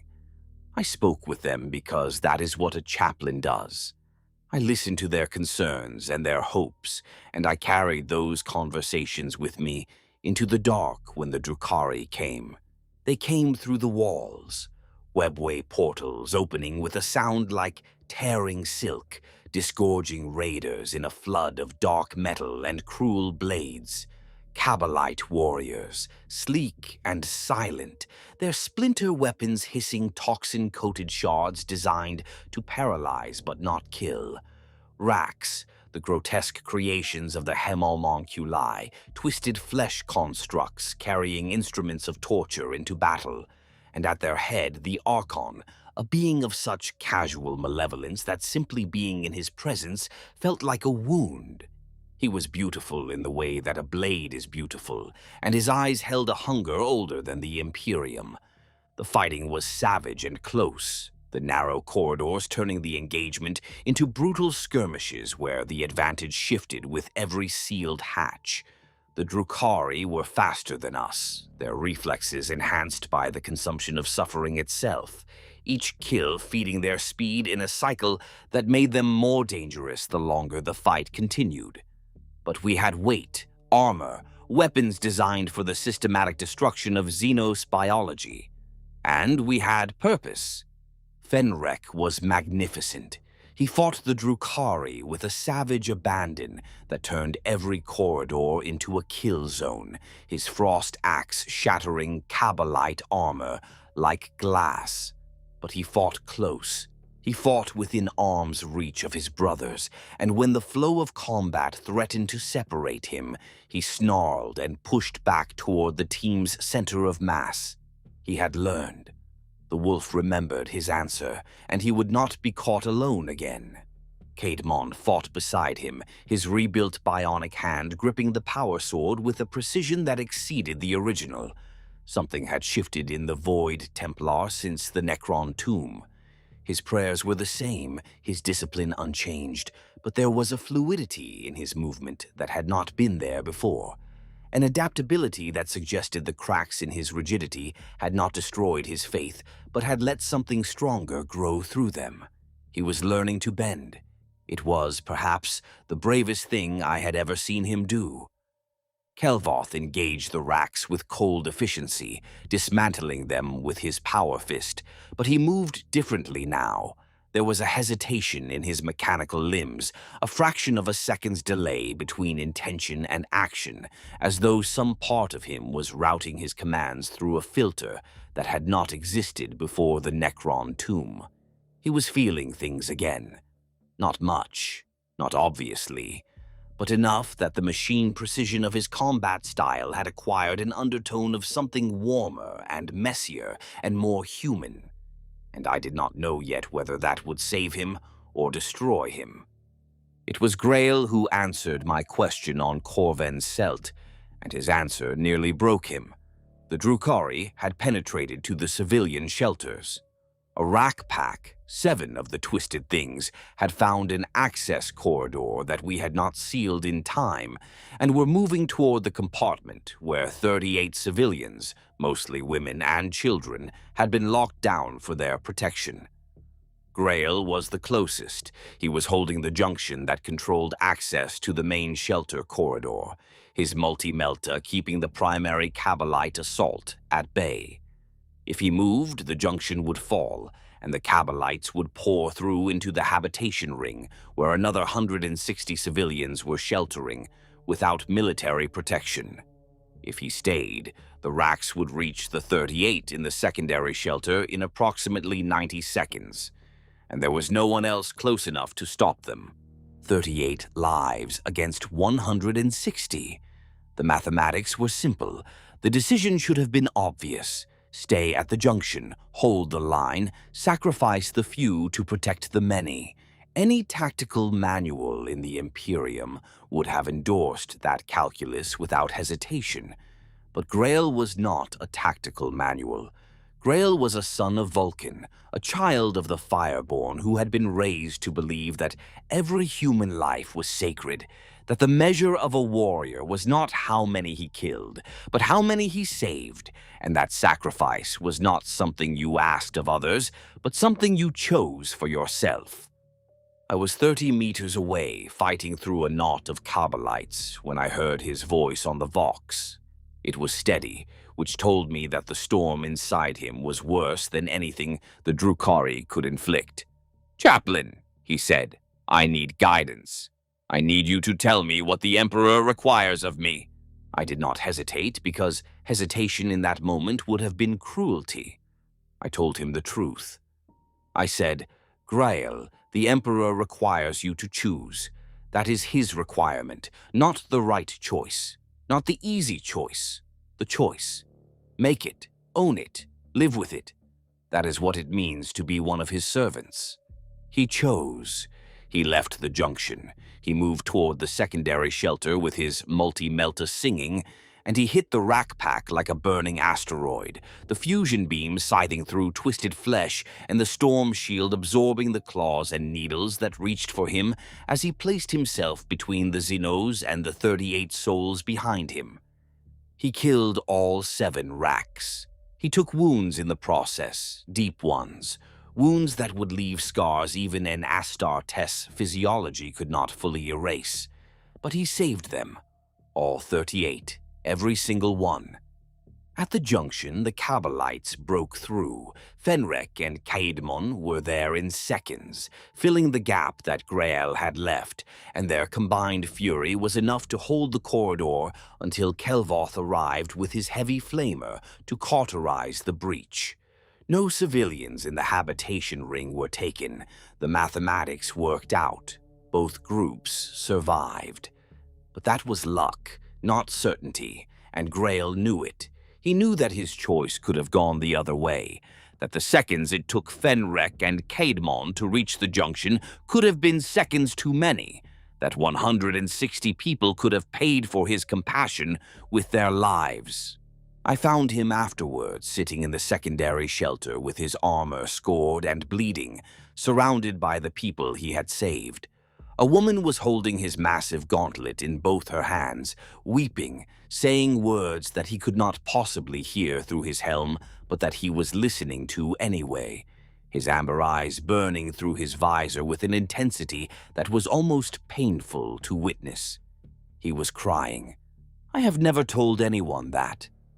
A space marine does not cry. Our tear ducts were modified during the implantation process. The capacity for weeping was largely removed, along with dozens of other physiological responses deemed unnecessary for a warrior's function. But Grael Torvund was crying, a single slow trail of moisture tracking down the inside of his faceplate, and it was the most human thing I have ever seen in Astartes do. He had faced his fear. He had been forced to choose between compassion and duty, and he had chosen compassion, and it had cost him something that he would never get back, some innocence of faith, some belief that the universe would always allow him to be both good and right at the same time. He knew now that it would not. He knew that sometimes the choice was between 2 kinds of pain, and that the best you could hope for was to choose the pain you could live with. And there it was. The fear he had carried since before the Deathwatch, laid bare in the wreckage of an impossible choice. Not that his compassion would fail, but that it would succeed at a cost he was not prepared to pay. I sat beside him as I had sat beside Fenrek in the dark tunnels of Prathis Secundus. I did not speak. I let the silence hold him, because some wounds cannot be dressed with words, and a chaplain must know the difference between a silence that heals and a silence that kills. Ilithane hunted the Archon through the station's infrastructure, through corridors and maintenance ducts, and the narrow spaces between hull and superstructure. I do not know what passed between them. The Archon's body was never found, which in the case of the Drukhari can mean many things, none conclusive. But the raids on the Glassine reaches stopped, and when Ilithan returned his armor, bore wounds that no Kabbalite weapon had made, and he carried something small and crystalline in his hand that he surrendered to me without explanation. It was a webway anchor, a shard of psycho-reactive crystal that the Drukhari used to stabilize their portal breaches in real space. I looked at it. I looked at Ilithane. and I understood that the Dark Angel knew exactly what Gale had been collecting, and that by giving this to me instead of the Watch Commander, he was making a choice of his own. He was choosing the kill team over the mission parameters. He was choosing trust over secrecy. For a son of the Lion, that was something close to revolution. I did not deliver the webway anchor to Gael. I placed it in the fortress's sanctioned evidence vault, logged under the standard classification protocols, and I watched to see what would happen. What happened was nothing for 3 days. And then Gael summoned me to his stratageum. The conversation in the stratageum was one of the most dangerous I have ever had, and I have had conversations with Necron lords and Jean's Stealer patriarchs. Gael did not raise his voice. He did not threaten. He simply asked, in that measured, precise voice of his, why the webway anchor recovered from the Corvin Celt operation had been logged in the general evidence vault rather than delivered to his armory as per his standing orders. He asked it the way you might ask why a report had been filed in the wrong cabinet, with a mild administrative curiosity that was so perfectly calibrated it could only be deliberate. I told him the truth. I told him that I had noted a pattern in his operational directives, that the secondary recovery objectives attached to Kill Team Harrower's last 3 deployments formed a coherent acquisition strategy focused on xenos dimensional technology, and that the diversion of recovered artifacts to unsanctioned personal storage was inconsistent with Deathwatch protocols and Ordo Xenos oversight requirements. I told him this calmly, without accusation, without the inflammatory language that would have turned the conversation into a confrontation. I was not there to fight him. I was there to understand him because understanding is a chaplain's weapon, and I do not draw it lightly. His response surprised me. He did not deny it. He did not deflect. He leaned back in his command throne and regarded me with those flat gray eyes and said, with a weariness that I had not heard from him before, "I was wondering when you would notice." I had hoped it would take longer. What followed was, in its way, a confession, and I received it as one, with the attentiveness and the silence that a chaplain brings to the unburdening of a troubled soul. Gael told me that he had been collecting xenos dimensional technology for 11 years, not randomly, not out of curiosity. He was building something, a theoretical framework for what he called convergent topology, a unified understanding of how different alien civilizations manipulated the boundaries between real space and the immaterium. The Jean's Stealer cult's beacon device that called to the Hive Fleet across dimensional barriers. The Necron Dolmen Gate technology that pierced the webway without Aeldari consent. The Drukhari portal crystals that allowed them to step between real space and their extra-dimensional city at will. Each one represented a different solution to the same fundamental problem, the problem of moving between dimensions, and Gael believed that by studying them in concert, by identifying the common principles that underlay their function, he could develop a technology that would allow the Imperium to do what it had never been able to do: travel without the warp, navigate without navigators, move between the stars without exposing the soul to the predatory entities of the Immaterium. It was brilliant. I will not pretend otherwise. Warpless travel would change everything. No more sectors isolated for centuries by storms. No more Geller field failures turning fleets into abattoirs of demonic possession. No more dependence on the Astronomicon and the entire creaking infrastructure that the Imperium had relied on since its founding. And it was heresy. A watch commander sworn to destroy the alien, using his authority to secretly harvest xenos technology for integration into Imperial systems. It violated every principle of the Long Vigil, every compact between the Deathwatch and the Inquisition.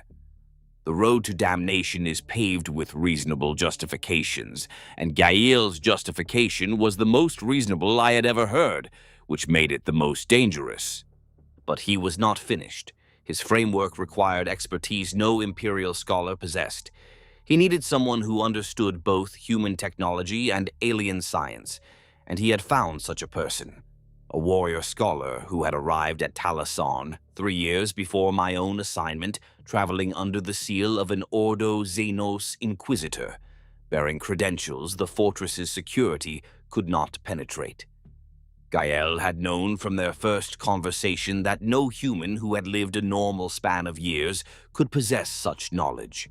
He was a fallen angel, one of the Dark Angels who had turned from the lion El Johnson during the heresy 10,000 years ago, who had been scattered through time and space by the warp storm that consumed Caliban, and who had been living in the shadows of the Imperium ever since, hidden, hunted, carrying the weight of a betrayal so ancient that it had become almost mythological. This particular fallen had spent his millennia of exile not in combat or in hiding, but in study. He had walked among the Eldari. He had traded knowledge with Necron cryptechs. He had explored the derelict technology of species that had been extinct for millions of years. And he had come to Gael because, in his own way, he wanted what Gael wanted. A way to save the Imperium from its dependence on the warp. A way to make amends, perhaps, for a betrayal committed 10,000 years ago by offering humanity a gift that would change its future forever. I listened to all of this. I listened with the patience that Halveth Morn had taught me, the deep, absorbing patience of a chaplain who knows that the confession is not yet complete and that interrupting it would be an act of violence against the truth. When Gael finished, I sat in silence for a long time. Then I said, "You know what I have to do." He closed his eyes. "Yes," he said, "I know." I asked him one more question. "Where is the Fallen now?" "Level 9. The sealed laboratory adjacent to my personal armory. He has been there for 3 years. I went to level 9, not alone. I brought Illithane because this was his hunt, his chapter's burden, and because he deserved to see the end of the thread he had been following since before he joined Kill Team Harrower. We descended through the fortress's restricted levels, past the security checkpoints that Gael's command authority had sealed against casual access, into the deep infrastructure where the station's oldest systems hummed with the cold rhythm of pre-heresy machinery. The laboratory was behind a door that required both the Watch Commander's cipher and a biometric key that I had obtained from Gael without needing to ask, because he understood that the confession, once begun, could not be partial. The door opened onto a space that was larger than I had expected, a chamber that had been converted from a tertiary armory into a working laboratory of considerable sophistication. The walls were lined with containment units, each one holding a xenos artifact, dozens of them, far more than the 3 that I had tracked through Kill Team Harrower's missions. Gael had been collecting for 11 years, and the scope of his private archive was staggering. Necron phase crystals, Eldari wraithbone matrices, Tyranid bioorganic signal amplifiers, Orc teleporter components, crude but functional, Hrud fusil rods that warped the fabric of local space-time. Each one catalogued, annotated, cross-referenced, with a theoretical framework that covered an entire wall in dense, handwritten notation that mixed High Gothic with mathematical symbology I could not follow. And at the center of it all, seated at a workbench strewn with tools and data slates and the disassembled components of a device that looked like nothing I had ever seen, was a space marine. There was no mistaking what he was. The breadth of his shoulders, the density of his frame, the particular proportions that only gene forging can produce. He wore plain robes instead of power armor, unadorned, without insignia or rank marking, but the body beneath them was unmistakably transhuman. His hair was iron gray, cropped close, and his face bore the same agelessness as any Astar Tess. Yet there was something in his bearing that spoke of a weariness beyond centuries, a spiritual exhaustion that his enhanced physiology could not mask. His expression held the distant, slightly unfocused quality of a mind accustomed to thinking about things so vast that the immediate physical world was a distraction at best. He could have been a senior battle brother of any chapter, were it not for the subtle wrongness of his bearing, the way he held himself like a man who had been carrying a weight for so long that he had forgotten what it felt like to stand upright without it. His hands rested among the tools of his work, large and scarred and built for war, even if they had not held a weapon in centuries. And his eyes, when they rose to meet mine, held the terrible clarity of a man who remembered the Imperium when it was young and who had watched it age into something that its creator would not recognize. He looked at me. He looked at Ilithane, and he said in a voice that was quiet and rough and infinitely tired, "Ah, the hunter and the priest. I wondered which would find me first." Ilithane's hand went to his blade, the reflexive motion of a warrior who has been programmed from birth to respond to this moment with lethal force. The fallen, the great shame, the sin that could never be forgiven, only punished, again and again and again, across 10,000 years of relentless pursuit. I saw his fingers tighten on the grip, saw the muscles in his arm coil with the controlled tension of a killer who is one decision away from ending a life. I put my hand on his arm, not restraining. A chaplain does not restrain an Astartes by force. Guiding, I said, "Not yet." And then I did what I do.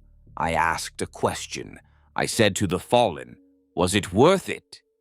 He looked at me for a long time. Then he smiled, and the smile was the weariest thing I have ever seen on a face that was not dying. He said, "Ask me when the Imperium can travel without the warp. Then I will know."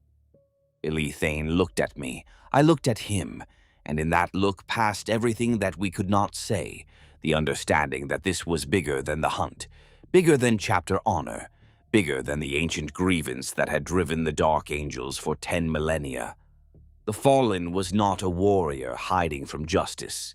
He was a scientist trying to give humanity a future. And the work he was doing, the work that Gael had risked everything to protect, was either the Imperium's salvation or its damnation, and neither of us was qualified to determine which. I reported them both, the Fallen and Gael, not to the Ordo Xenos, not to the Dark Angels, to the Chamber of Vigilance, the Deathwatch's internal oversight body, through a sealed communique transmitted on a channel that neither Gael's monitoring systems nor Ilithane's chapter could intercept. I reported the facts without interpretation. I let the evidence speak for itself. I included Gael's theoretical framework, the Fallen's research, the full inventory of the private artifact collection, and a detailed account of every mission in which Kill Team Harrower had been used as an unwitting retrieval instrument. I included everything because a chaplain who edits the truth is no longer a chaplain. He is a politician, and I have no talent for politics and no stomach for them. Gael was removed from command 3 weeks later. He went quietly. As he passed me in the corridor, escorted by inquisitorial enforcers bearing the rosette of the Ordo Xenos, he paused and said without rancor, "You are exactly what I thought you were, Vael. A man who asks questions until the answers become unbearable and then asks them anyway. I hope they send you someone worthy of that." The Fallen was taken by the inquisitorial escort as well. Where he went, I do not know. Whether his research was preserved or destroyed, I do not know. Whether the theoretical framework that he and Gael had spent years constructing was filed in some deep vault of the Inquisition or burned to ashes in a purification furnace, I do not know. I have asked. No one answers. Some questions, it seems, are above even a chaplain's clearance. And Ilithane. Ilithane watched the fallen being led away and said nothing. His face was stone, his hand rested on the pommel of his blade, and his fingers did not move. He had spent years hunting this man, and now the hunt was over, and the resolution was not the clean, violent closure that the inner circle demanded, but something murkier, something that left the question of justice unanswered and the question of mercy unasked. I stood beside him. I did not speak, and after a long time he said very quietly, in the archaic, low Gothic of old Caliban that the Sons of the Lion still used among themselves, he was trying to save us. And then, even more quietly, so was I. So that was what haunted the shadow beneath the shadow. Not the fallen, not the shame, but the possibility that the thing he had been hunting was not a monster, but a mirror, a version of himself that had chosen a different path, and that the difference between them was not good and evil, but timing and circumstance, and the cruel lottery of which side of a civil war you happened to be born on 10,000 years ago. The aftermath of Gael's removal rippled through Kill Team Harrower in ways I had not fully anticipated, though a chaplain should always anticipate the unpredictable effects of truth upon warriors who have built their service on trust. Fenrek was furious, not at Gale but at me, because the Space Wolf's understanding of loyalty was personal and absolute, and in his calculus I had betrayed a leader who had placed faith in us. He did not speak to me for 9 days. On the 10th day he found me in the reclusium and stood in the doorway, filling it entirely, his amber eyes burning with a conflict that his straightforward nature could barely contain. Then he said, "I understand why you did it. I do not forgive you for it, but I understand." And he left. That was the closest Fenrek Hroskar ever came to telling me that he respected me, and I have treasured it accordingly. Caedmon approved, predictably. Any deviation from prescribed doctrine was heresy in his eyes, and Gael's collection was precisely the kind of deviation the Void Templar's catechisms warned against. But his approval was different now than it would have been before the Necron tomb. Before, he would have cited chapter and verse, delivered a sermon on the dangers of moral flexibility, reinforced the walls of his certainty until they were impregnable. Instead, he simply said, "You did what was right," and the words carried a weight that suggested he understood, perhaps for the first time, that rightness was not always found in the catechism, but sometimes had to be navigated in the dark spaces between its pages. He was growing. The cracks in his rigidity were letting light through, and what grew in that light was a faith that was stronger for having been broken and reassembled, a faith that bent. Grail said nothing for a long time. His silence was heavy with a sadness that I recognized as grief, not for Gael specifically, but for the idea of Gael, for the man the watch commander might have been if his brilliance had not outpaced his wisdom. Grail understood compromise and cost in a way that the others did not, because he had stood at the junction of two impossible choices on Corvin Selt and had paid the price of choosing.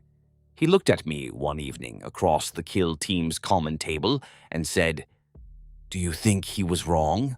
Not about what he did, about what he was trying to do." I told him the truth. I said, "I think he was asking the right question in the wrong way. The Imperium's dependence on the warp is a wound that may one day prove fatal." Gael saw that clearly. But the answer to a wound is not to cut a deal with the infection. It is to find a cure that does not require selling your soul to pay for it. He was silent after that, but he nodded, slowly, and the amber in his eyes dimmed to a steady glow that looked like acceptance.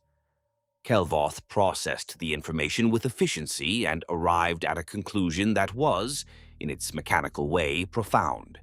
He said, "The Watch Commander's error was not in his hypothesis, but in his methodology." He treated the kill team as a variable to be manipulated rather than a system to be integrated. This produced suboptimal trust coefficients and ultimately compromised the operational framework. I stared at him. Then I laughed, which is not something I do often or well, and Kelvoth looked at me with his mismatched eyes, one cold blue and one ember red, and for the first time since I had known him, the organic eye held something that was unmistakably, undeniably warmth. He had felt my laughter, not processed it, felt it, and the feeling had not damaged him. It had not compromised his function. It had simply existed, a moment of connection between flesh, and the machine had permitted it. They sent us Watch Commander Thelion Vorn, a son of the Brazen Claws, and he was everything Gale had not been. Where Gale had been calculating, Vorn was direct. Where Gale had been secretive, Vorn was transparent to the point of discomfort. He walked the corridors of Talasan like he owned them, which he did, and he treated every battle brother in the fortress as though his opinion mattered, which it did. He reviewed every mission log, every after-action report, every standing order that Gale had implemented, and he reversed the ones that served Gale's agenda rather than the Long Vigil's purpose. He did not ask me about Gale. He did not ask me about the Fallen. He asked me about my brothers. He asked me about their fears and their strengths, and the things that made them fight. And I told him because he was the Watch Commander, and because he was worthy of the truth, and because in his direct, unflinching gaze, I saw the same thing I had seen in Halveth Morn's eyes 30 years into my training. The understanding that the strongest fortress is the one built on honesty, even when honesty is the most painful material available. It was in the quiet weeks that followed the interregnum of Vorn's reorganization that I received the communication from Kythern Knox, a standard chapter dispatch, routine administrative updates. But appended in a postscript, clearly personal, was a note from Brother Chaplain Corvin. It said, "The chapter master wishes me to convey his gratitude for your continued service to the Long Vigil. He hopes that you have found in the Deathwatch the answers to the questions that the Hollow Shrikes could not provide." There it was. The truth I had suspected since the day I left, spoken plainly without the diplomatic circumlocution that usually characterized chapter communications. The chapter master had sent me away because I asked too many questions, not as an honor, as a removal, an exile dressed in the robes of distinction. I sat with that knowledge for a long time. I turned it over the way I turn everything over, examining it, questioning it, looking for the crack where the light might come through. And eventually, in the deep watches of a Talasan night, when the fortress was silent and the stars burned cold beyond the armor glass, I found what I was looking for. It was not anger. It was not betrayal. It was recognition. The chapter master had been right to send me away.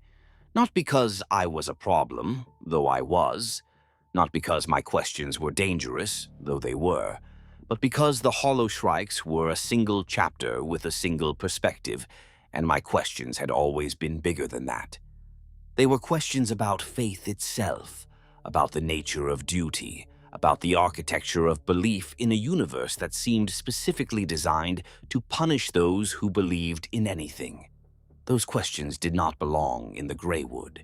They belonged here, in the Deathwatch, where the certainties of chapter life were stripped away and replaced with something raw, harder, truer. My exile was my liberation. My punishment was my purpose. That is the twist at the center of this story, the revelation that sits like a stone at the heart of a fruit. I was not chosen for the Deathwatch because I was exceptional. I was chosen because I was difficult. And the Deathwatch needed difficult men.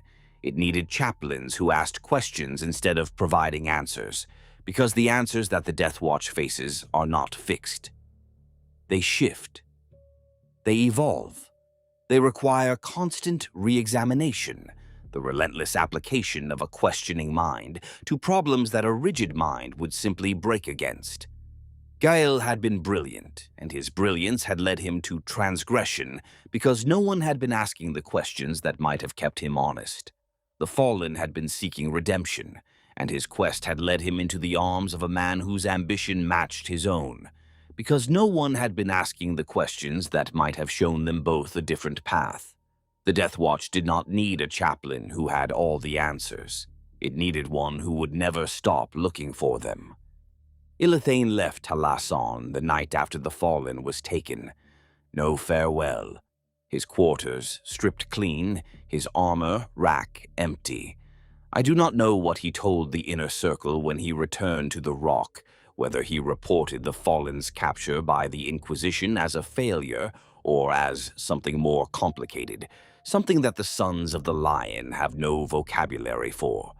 What I know is that the hunt did not end the way the Raven Wing intended, and that Ilithane would carry the weight of that deviation for the rest of his service.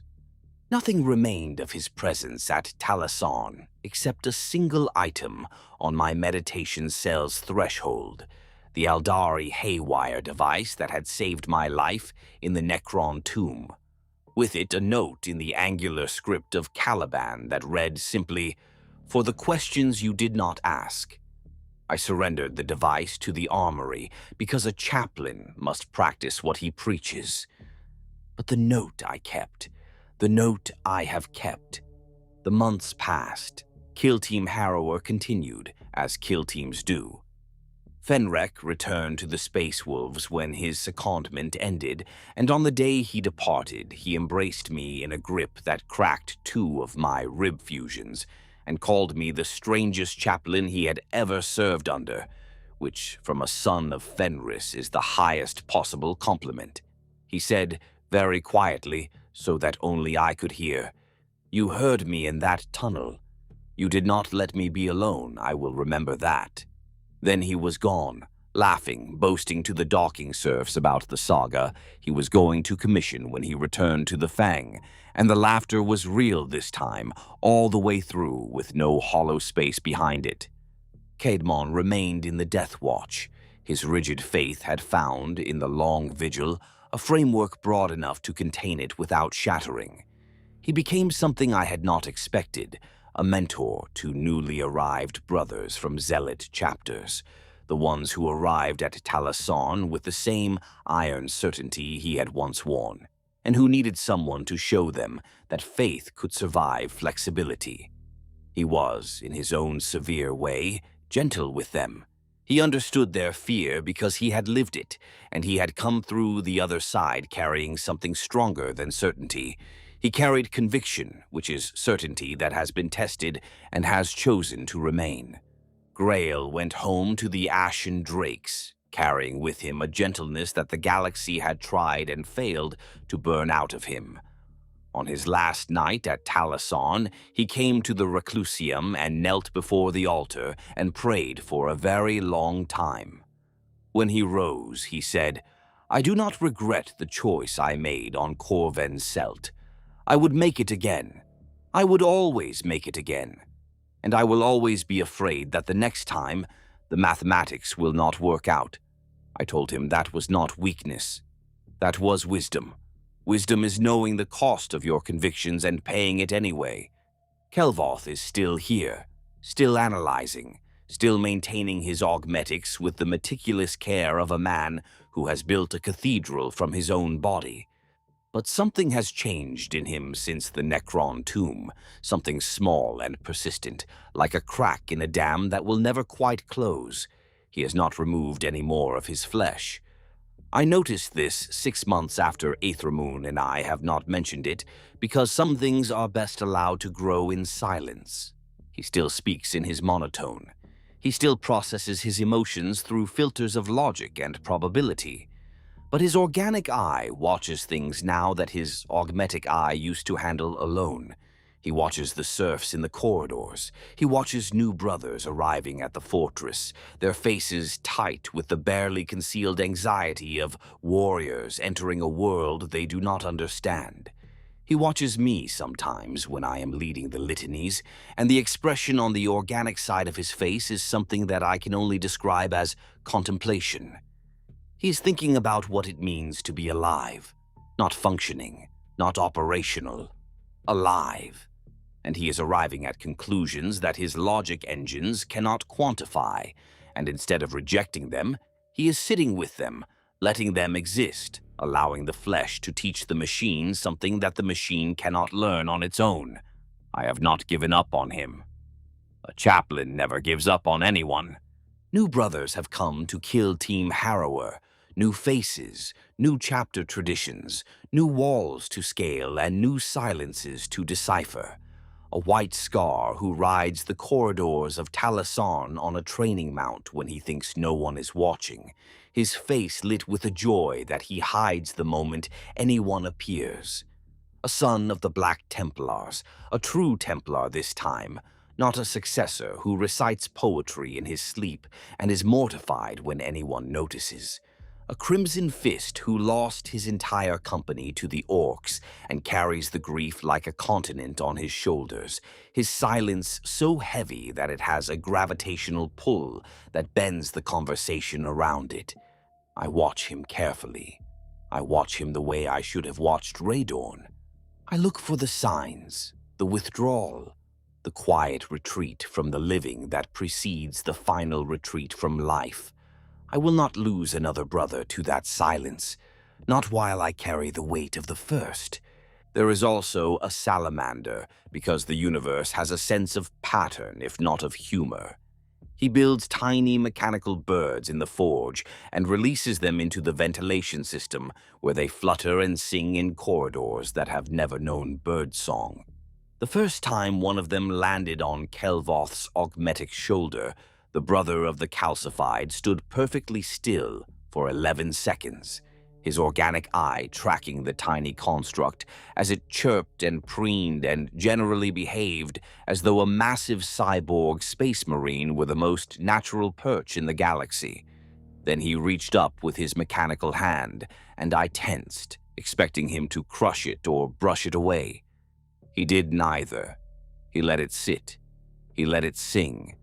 And he walked the rest of the way to the arming chamber with a mechanical bird on his shoulder and an expression on the organic side of his face that was not quite a smile but was closer to one than anything I had seen from him in 3 years of service together.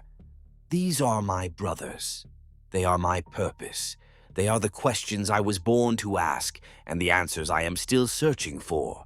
Someone asked me once whether the Long Vigil ever ends, whether there comes a day when a Deathwatch Chaplain puts down his Crozius and takes off his skull helm and says, "It is enough. I have done what was asked of me. I am finished." I told them what I tell everyone who asks. The Vigil does not end. The xenos do not end. The dark does not end. There is always another tomb waking beneath a dead world's surface. Always another cult spreading through the warrens of a hive city. Always another raiding party slipping through the thin places in reality to take what does not belong to them. The galaxy is vast and hostile and utterly indifferent to the aspirations of the species that inhabit it, and the Deathwatch exists because someone must stand at the boundary between humanity and that indifference, and say, not here, not today, not while I still draw breath. That is what it is like being a chaplain of the Deathwatch. It is standing at that boundary. It is holding that line. It is tending the souls of the warriors who hold it with you, keeping them whole when the darkness presses in, keeping them sharp when the vigilance threatens to dull, keeping them human when the alien threatens to reduce them to something less. It is asking the questions that no one else will ask, and living with the answers that no one else can bear.